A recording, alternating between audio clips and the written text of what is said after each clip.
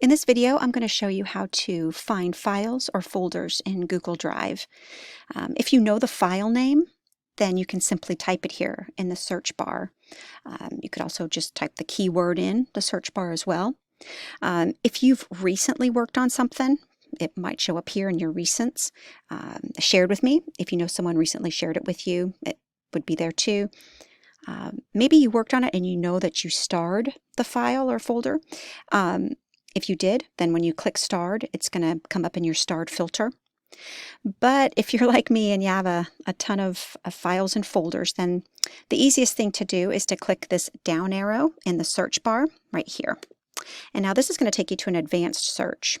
So from here, you can decide, was it a form, a presentation, a document, a PDF? Are you the owner? Or is it not owned by you? Or do you remember the specific person that sent it to you? Location, the date modified. Maybe you worked on it in the last 30 days, the last 90 days.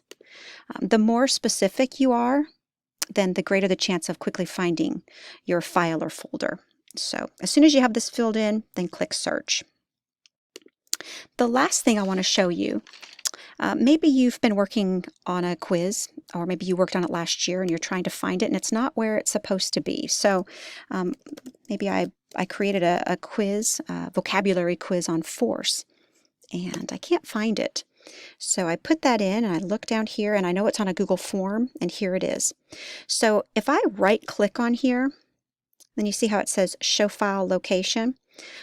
You can click on that and now it'll show you, oh, it's in my force and motion unit, but it's not where it was supposed to be, which is maybe with my quizzes and tests and study guide. So now I've found it, I can organize it and drag it up there where it needs to be.